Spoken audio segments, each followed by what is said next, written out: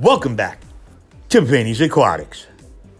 Thank you guys for joining me again. If you're new to the channel, do me a favor. Hit that like button, hit that subscribe button, and smash that notification bell and join the family. All right, today we're going to take a little trip, and I invited a friend of mine, National Geographic Vinny. Let's see what he has to say. Thank you, Vinny. Thank you for having me today. I want to take you guys for a trip across one of the most amazing places left on this God-green earth. It's the Amazon rainforest. Look at it. Look at the sheer majesty. The amazing, the waterfalls, the nature.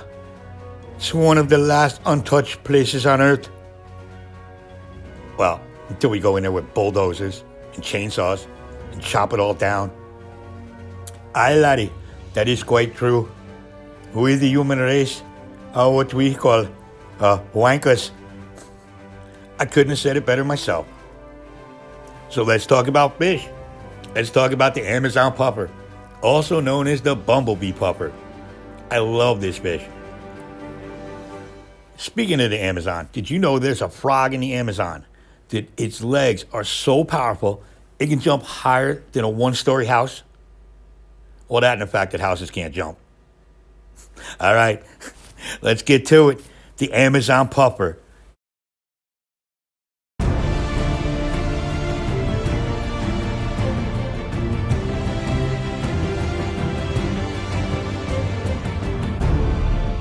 It's time for a Vinny's Aquatics. Who's the boss?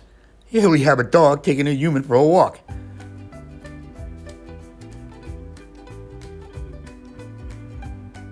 One more time in slow motion.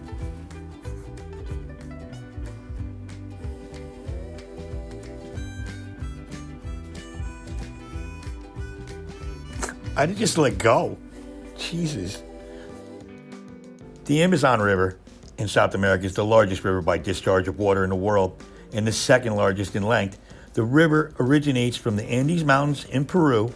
It runs through Ecuador, Venezuela, Bolivia, Brazil, Colombia, and Peru.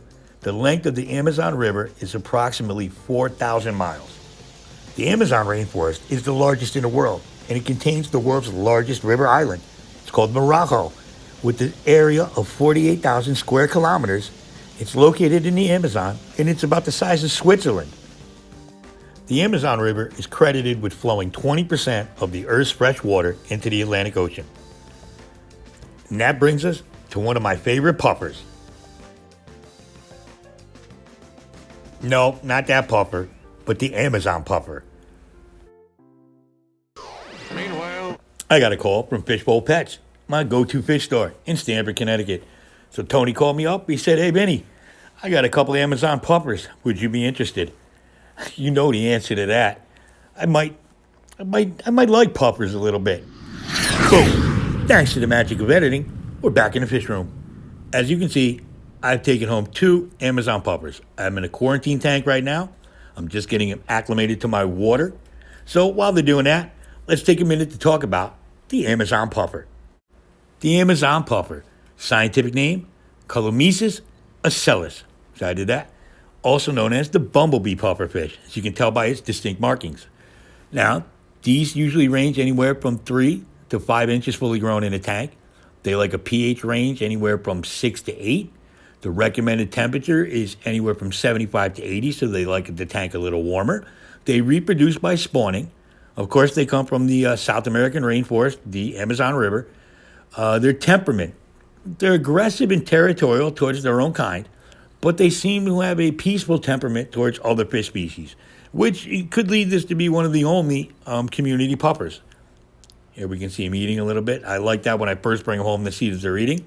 Now also, these are mid-level swimmers, which is it's going to bring a lot of energy to a tank, so I like that. I'm looking forward to that. Okay, here comes the contradiction. The Amazon pufferfish is one of the most instantly recognizable pufferfish in the aquarium trade. They're often purchased for their great looks and cute mannerisms, although they are highly aggressive, so this should be taken into account before adding them to the aquarium. They're not as aggressive as other species of pufferfish, but care will need to be taken when selecting tank mates. So which is it, guys? Is it a community fish, or is it just an aggressive pufferfish like the rest of them?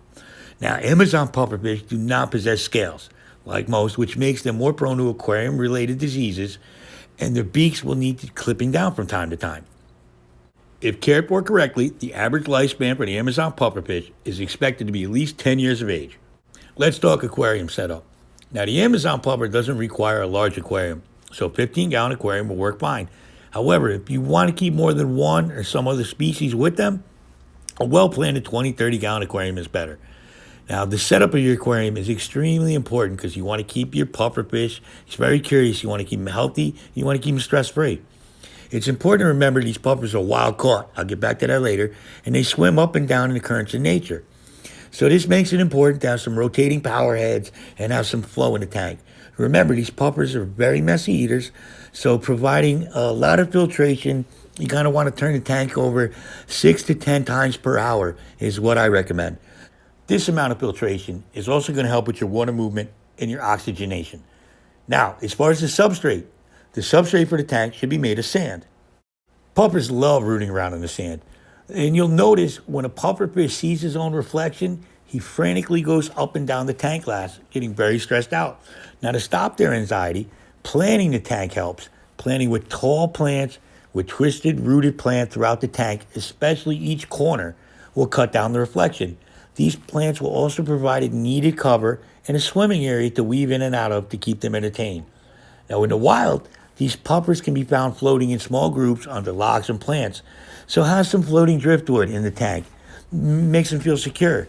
Now, the top of the tank should have a complete secure cover. These guys are great jumpers. These are classified as freshwater pufferfish, so they do not require brackets conditions for longevity, but it's very important to perform regular water changes as they are very high waste producers. It's also advised to keep them in a species-only setup as they will become aggressive towards other non-specific tank mates. What is it? Are they community fish or are they not community fish? These articles are very contradictory. As far as feeding goes, these fish will accept a varied diet. It is wise to offer meaty crustaceans to keep their beaks trimmed down. However, you're still going to have to keep an eye on their beaks. They need to be monitored to keep them at their correct length. Now, you're going to offer shellfish still in the shells, like clams, cockles, even crab legs for their meaty intake. And they're going to graze on algae, but for vegetable content, offer a quality flake or pellet food and supplement with spirulina in it. Only feed what the Amazon puffer can consume in a 5-minute period. Now, I suggest you feed them many small meals a day rather than one large meal, because the decaying food will quickly deteriorate the water quality, which is going to affect the general health of these fish. As far as sexing goes, there's no visible difference between the sexes. Where have I heard that before? Breeding. There are no reliable reported cases of the Amazon puffer breeding in the aquarium. It is known that they deposit their eggs in nests, but will show no form of parental care. Well, where have I seen that before too? Now, they have the ability to inflate themselves by the use of water or air, hence their common name, and this ability adds to their interest. Enticing these fish to inflate, though, is not advised, as it can increase their stress levels. And that's why I'm going to do another Vinny's Just Stop It. Just stop it. Now look at these people. So how many videos do we got to see of people doing this? I mean, really. Oh, he's going to tickle it. Yeah, I'm sure it's having fun. I'm sure it's laughing as it suffocates and it's filled with air. You're not supposed to fill your pufferfish with air. And you're not supposed to get them to puff up. It causes such stress to them. Some of them know to just die just from the stress of puffing up. Now look at this one. I've had enough of this. Now, I was going to say we should get an air compressor and we should stick the hose somewhere. But believe it or not, doing research, I found out that that's a common occurrence. Like this one, man 30 suffers rectal blowout after his perverted friends put the nozzle of an industrial air compressor into his anus and inflated it. Man dies after boss sticks compressed air hose up his butt. Rectum? It killed him. And man falls on nipple, inflates like a balloon through buttocks. Yeah, these are real. I didn't think this was a thing. So just stop it. Just stop inflating pufferfish for no reason, and stop putting air hoses in people's butts. Just stop it. While I have them acclimating, I've decided to give them names. I'm going to name these two Abbott and Costello. Don't ask me why, just like Abbott and Costello. So right now, they're inside of a 20 long with another puffer fish from my previous video. I thought it was a red-eyed puffer, but I'm probably mistaken because it's too big to be a red-eyed puffer. Here, we can take a look. Now this tank here, I got more sand for it, and I'm going to put a background on it. That'll be a future video. I'm going to do a 30-second background, believe it or not. I think I'm going to go black with this one. Now, since I had this set up, I'm going to leave them in there for a little while. But I also have a tank for them all set up. Since they're kind of small, I have a tank underneath down here. It's a 10-gallon. It's all cycled. I'm just going to add some sand and some plants to that for now.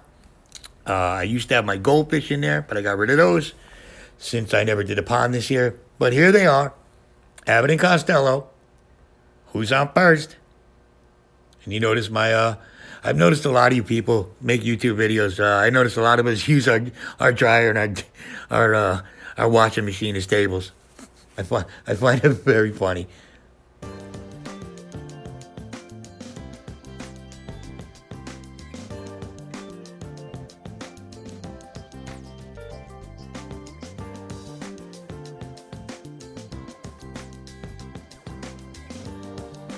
Join the Vinny's Aquatics Army. Go check out my merch at my Teespring store, link in the description. But seriously, guys, let's try to raise awareness. Let's try to help and support good causes to protect these valuable resources we have, like the Amazon rainforest. Let's hear from world-renowned journalist, National Geographic Vinny. Thank you there, Vinny. It absolutely breaks me heart to see what's going on in the rainforest with the bulldozers and the chainsaws, and what we're doing to Mother Nature. Please, support the rainforest. Support the environment. Thank you, and God bless you all. So that's my take on the Amazon puffer. I hope you guys learned a little something. I hope you guys keep in touch and follow the progress of these two little fish, Abbott and Costello, the Amazon puffers. Now, while you're still here, do me a favor. Go check out my second channel, my live stream channel, Vinny's Aquatics Live. That's where we have no holds barred, open discussion. Hope to see you there.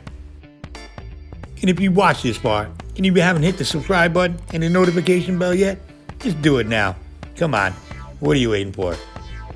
Thank you guys. Pleasure to be with you one more time. I hope you had fun, and I'll see you next time on Vinny's Aquatics. Woo!